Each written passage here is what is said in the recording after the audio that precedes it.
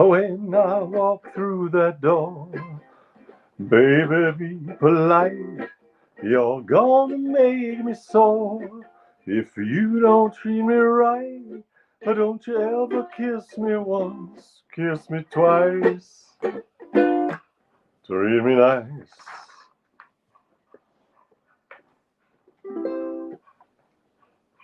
I know that you've been told it's not fair to tease. So if you come on cold, I'm really gonna freeze. If you don't want me to be cold as ice, treat me nice. Make me feel at home if you really care. Scratch my back and run your pretty fingers through my hair. You know I'd be a slave if you ask me to. But if you don't behave, I'll walk right out on you. If you want my love and take my advice, treat me nice. Treat me nice. There's no hidden message in there about you, dear audience, having to treat me nice. You always treat me nice. So there's no subliminal message. That's Jerry Lieber and Mike Stoller. Lieber and Stoller, or Stoller and Lieber. Hey, going once. Uh-oh. Getting the forehead bath. And there's your. All right, guys. When I walk through the door, baby, be polite. You're gonna make me sore if you don't treat me right. Don't you ever kiss me once, kiss. Don't you ever lick me once, lick me twice. Treat me nice. All right, guys. Let's not get rowdy. Let's not get rowdy. We have a show to do. Oh, don't bite my nose. That's not going to help anything. That's not going to help anybody. Look, that's where Hildy took a bite out of the book a few months ago when she was in her book eating phase.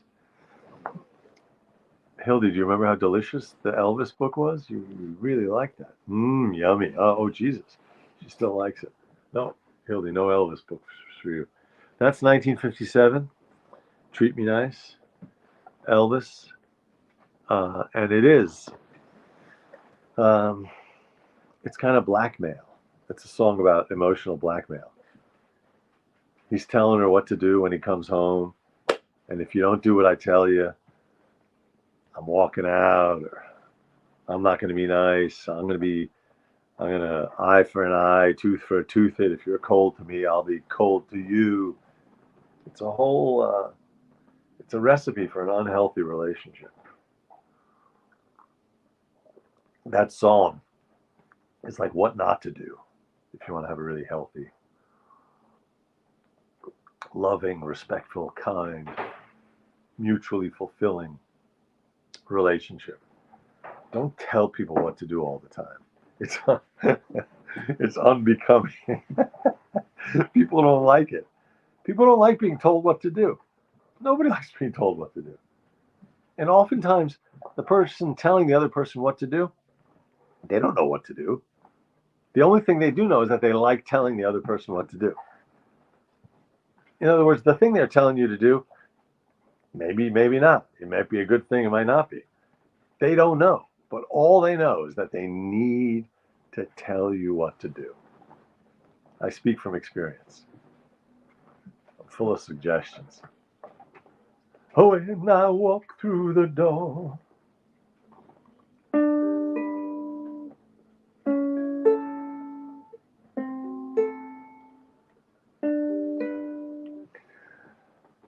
love me tender, love me sweet, never let me go. You have made my life complete. and I love you so. Love me tender, love me true, all my dreams fulfill. For my darling, I love you, and I always will. Love me tender, love me long, take me to your heart, for it's there that I belong, and we'll never part. Love me tender, love me true, all my dreams fulfill. The dogs are getting rowdy. I can hear it. I hope you can't hear it. I hope it's not too rowdy. For my darling, I love you, and I always will. Love me tender, love me dear, tell me you are mine.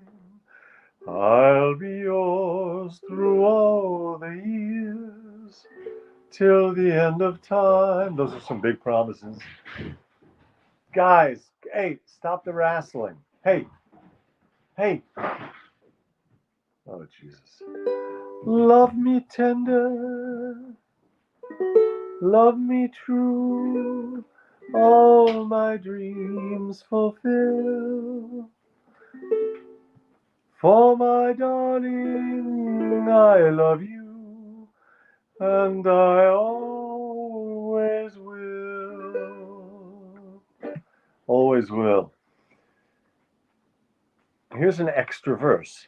When at last my dreams come true, darling, this I know, happiness will follow you everywhere you go.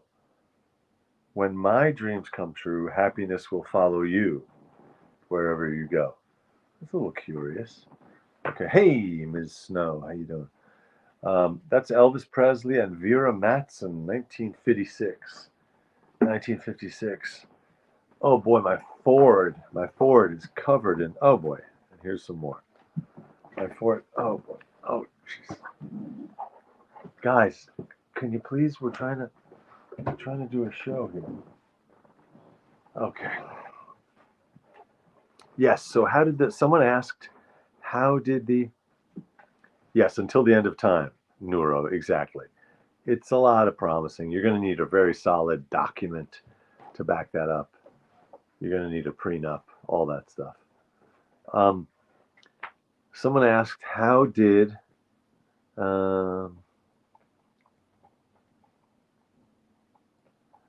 how did the TV? Oh, Hammerhead asked, how did the TV stuff go? Thank you for asking. The TV stuff was very fun today. It was pretty brief. My report time was just after noon, and I was out of there by around 4. I had the one scene, and it went very well. It was fun. We did a whole bunch of different takes, different angles. I got an extra line. I had one line going in, but then they added a line, which was nice. Okay, a word. That's a quote, but yeah, a little bit of. I learned a little bit of Persian, Farsi from the star of the show, um, which I tossed in. But then I don't think it's going to make it in because it was sort of just a mumbled word at the end of the scene. Um, and we were out of there really. Oh boy, she has a little bump under her left leg. It seems like maybe a bug bite. All right. Well, yeah. So that was fun. Um, when I was sitting in the trailer, I had the door open just for airflow, and some older gentleman walks past the trailer and looks inside, and he did a very New York thing, which I really loved. It's in Rego Park, Queens. I don't know if the guy was Russian or Italian, um, or a local guy. I don't know.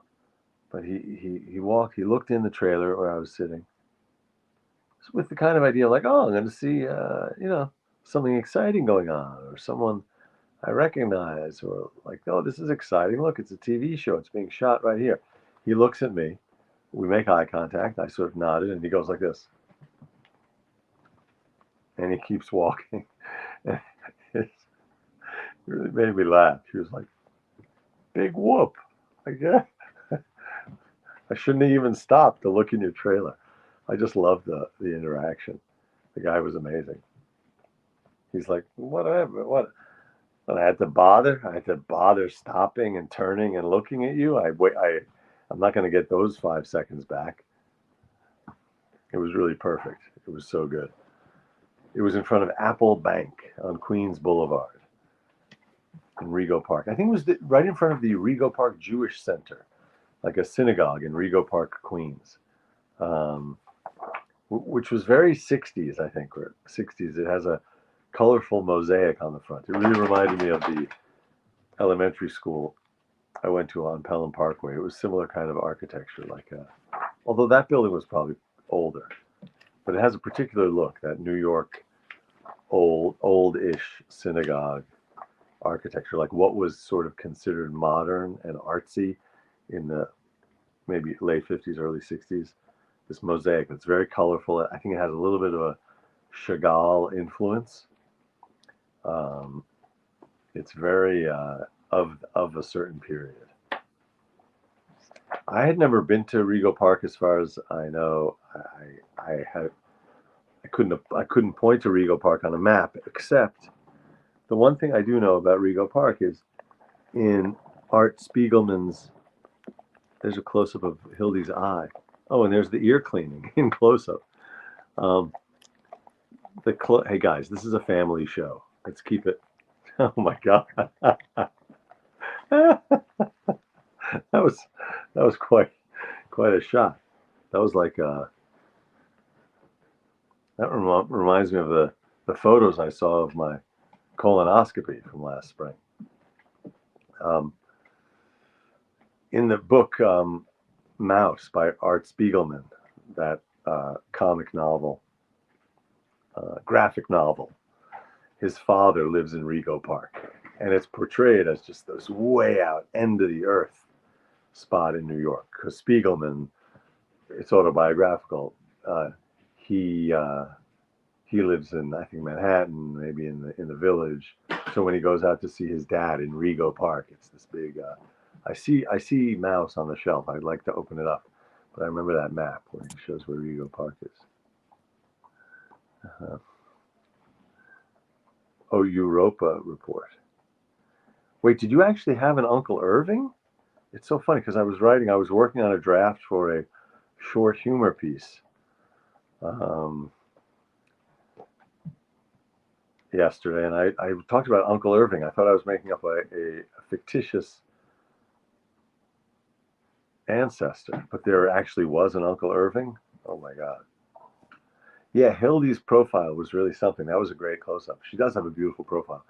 And her ears are very clean, both because I clean them and because Gornemans cleans them. So, all right, I got to look up Europa report. I don't really know what that is. Yeah, so the nice thing was this time I didn't make the mistake that I did last time, which was to shave and try to make my mustache just so. Instead, I shaved around here, but I left it really. There was a lot to work with. I left a lot of material so that the hair and makeup person, and I'll give her a shout out. Jackie was her name. She painstakingly she worked on getting the thing the right length and looking at the photos from 2 weeks ago to match it, and also making it symmetrical. That's a big deal. So I said to her, they should have like a laser driven or AI electric razor that makes sure that you can get things exactly right. And then I said, but obviously not a lot of people have mustaches, so there wouldn't be a big market for that item. But she said that in fact for eyebrows, for women, they have stencils. I did not know this. So the way women can draw in their eyebrows in a symmetrical way is they have a stencil. So like I guess like a piece of plastic with the cutouts, and you just paint within the lines. I had no idea. So anyway, that was fun. And that job is now in the past. Oh, good news. Our movie, Today Is Now. Today Is Now, which is the book and the film. It's the mockumentary, which is in some film festivals now. This is the book. You can get the book on Amazon. It's called Today Is Now. That's the character I play. The book is available, and the eponymous mockumentary. Okay, Cornos, yes, is now. It was just accepted to the Yo-Fi Festival, the Yonkers Film Festival. Yofi, Y-O, Yonkers, F-I Film Festival, Yofi Fest, in November. So we had our screening in Queens last month, and we have our screening on the 27th. If anyone's in the New Jersey area, at 6:30 p.m. on Friday, September 27th, Today Is Now is screening at the NJ Webfest, where we are nominated for, among other things, Best Actor. I got that nomination, which was exciting. And Best Short Comedy, we got that nomination. But now we were also accepted to the Yofi Festival, so that's a third festival. Yippee!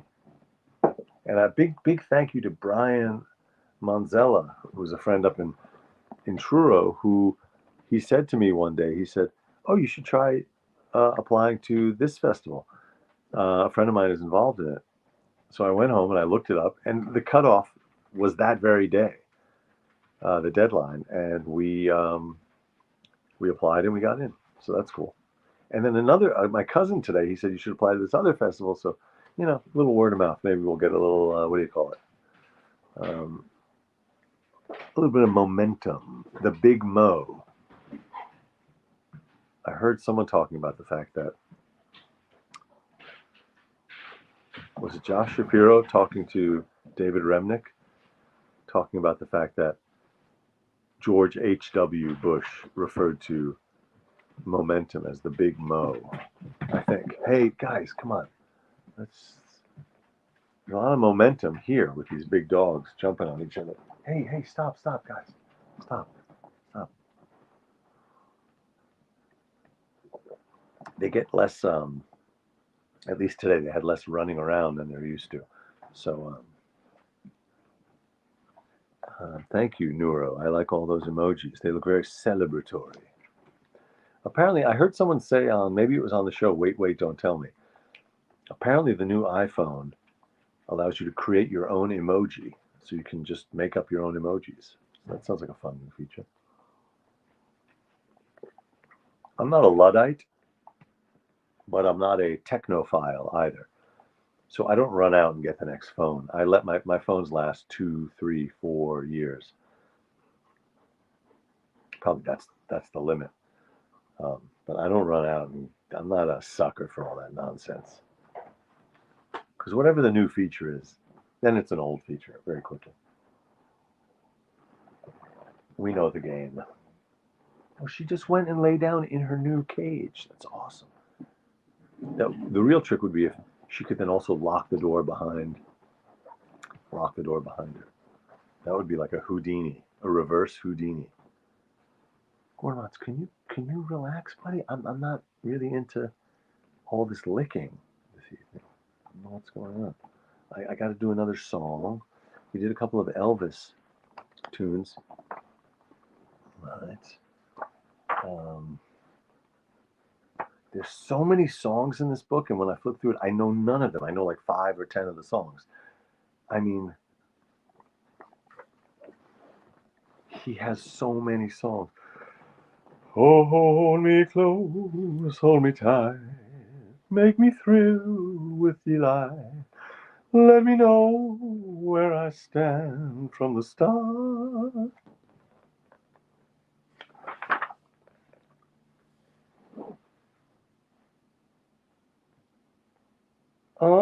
Until you came to me.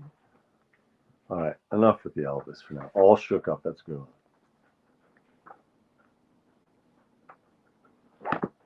There it is. Elvis, 100 greatest hits. Oh man. I'm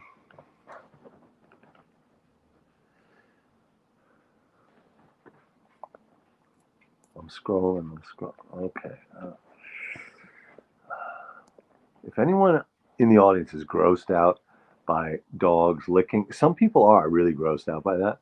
If that's the case, then I have to apologize, and I should have given you a warning of like uh, adult content or not suitable for some audiences. Not suitable for some audiences.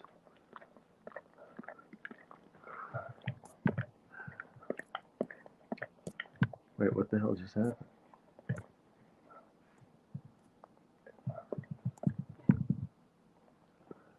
Thank you, Mary, for the congrats on the Yofi Fest. Yofi was my friend. My friends had a dog named Yofi, a beautiful, wonderful Cocker Spaniel named Yofi, named in part after Sigmund Freud's dog, who was named Yofi. And Yofi, of course, it's the Hebrew word for beauty. So Yofi is beauty. But who else was named Yofi?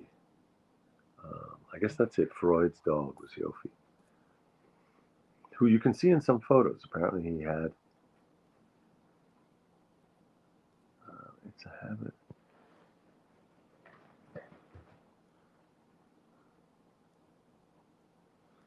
Hello, everybody. Thank you for tuning in. I'm Ethan. There's my name, Ethan Hirschenfeld. This is the No Show, which happens every night at 9 here on YouTube. Oh, exciting news about our fundraiser on the 19th, on Thursday, just a few days away, 3 days from now.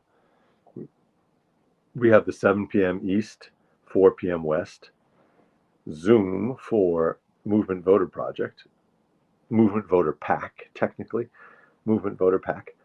Julia Quinn is offering some signed copies of her books for donations at a certain level. Let's put it that way. It's like one of those, incentives for a big donation.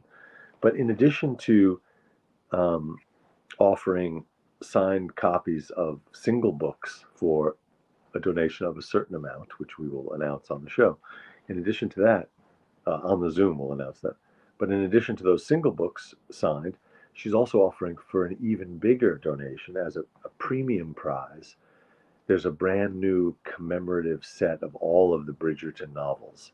It's a beautiful Rococo presentation, the complete set of those novels signed by her. So that's the grand prize. You got to have a come on when you're having a fundraiser.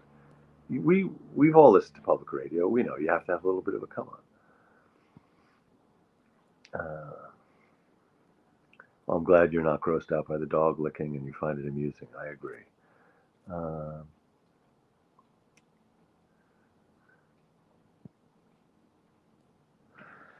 All right, let's see what other songs we have brewing tonight.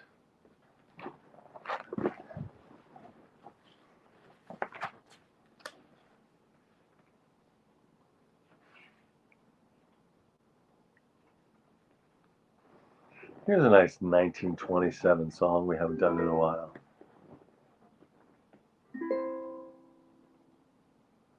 Wow, that's a weird chord.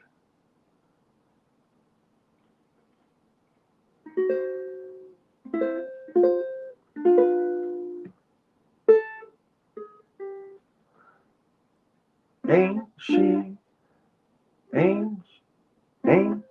sweet? See her coming down the street. Now I ask you very confidentially, ain't she sweet?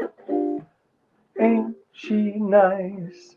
Look her over once or twice. Now I ask you very confidentially, ain't she sweet? Nice. Just cast an eye in her direction.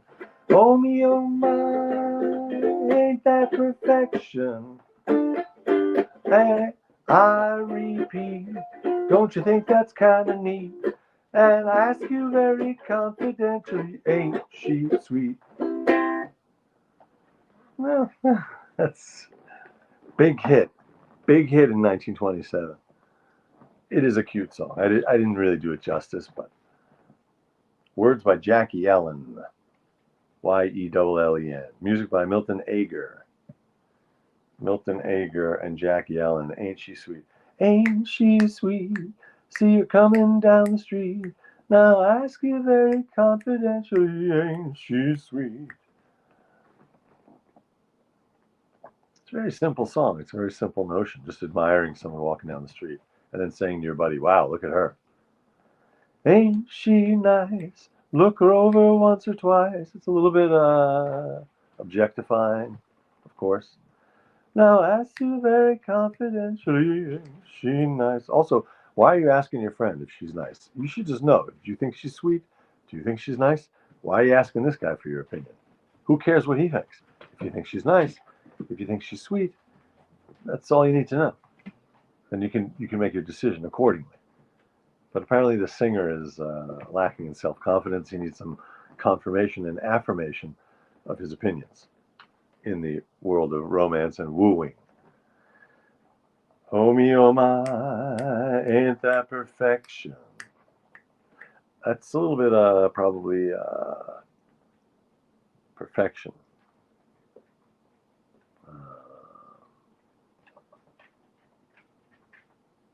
Hyperbole, maybe? I don't know. I repeat, don't you think that's kind of neat? And I ask you very confidentially, ain't she sweet? Also, asking confidentially is, there seems to be some shame. He's worried about word getting around that he's asking questions about this woman.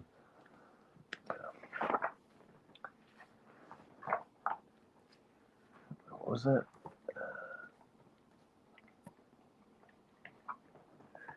Wah, wah, wah. Wah, ba, da, ba, ba, da, da. Oh, here's another song. I feel like, did Elvis do this song also? I don't know.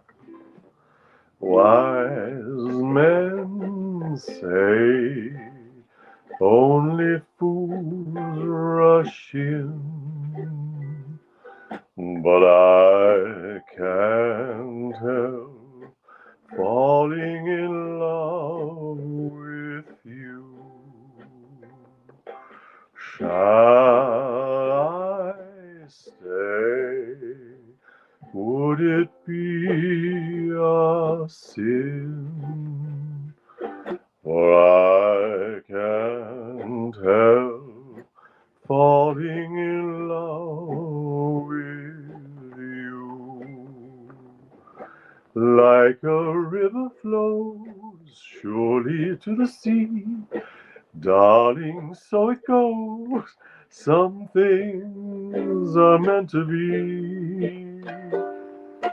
Take my hand, take my whole life too, for I can't help falling in love with you. For I can't help falling in love with you. 1961. Words and music by George David Weiss, Hugo Peretti, and Luigi Creatore. Luigi Creatore. So that was a trio that wrote that beautiful tune. Yeah, that's nice to have the dogs on screen necking during that romantic song. 1961, Can't Help Falling in Love. Words and music by George David Weiss, Hugo Peretti, and Luigi Creatore. Well, I don't have my computer in front of me tonight, so I can't look them up and tell you anything about those guys except that they wrote that really beautiful song. Can't Help Falling in Love, 1961. All right, that's our outro tonight. Time has flown. Yeah, that might be the best Elvis song. I'm with you. The melody, Nuro says, is similar to Plaisir d'amour. Plaisir d'amour. The, the, the joy, the pleasure of love. Well, I am Ethan. Thank you for tuning in. Thank you for your eyes and your ears. What can I tell you? Oh, one more little bit of news. I found out that on October 10th, if you have Netflix, please check out the movie on Netflix. You should see me in it. The movie is called Girl Haunts Boy. Why did I pause? Because it had another title. The movie was produced as a two-part miniseries by HBO Max. We shot it 26 months ago. And in Paterson, New Jersey.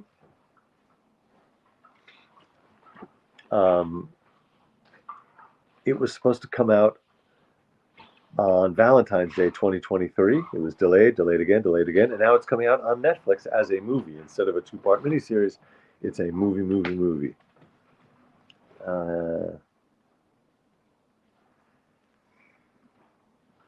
Hello, Betty Lou Who. All right, well that's the news. That's what I got for you tonight. And please register if you can for our Thursday night Zoom.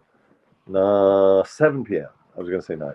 7 p.m. East, 4 p.m. West for MVP Movement Voter Pack. Send me a message if you'd like the details. And no donation required. You can just register and come enjoy the comedians and Julia Quinn and MC Congressman Jamie Raskin. And yes, I'm in the movie. I'm in that movie. Check it out. Girl Haunts Boy. All right, this has been the No Show. Thanks so much. I'll see you tomorrow night.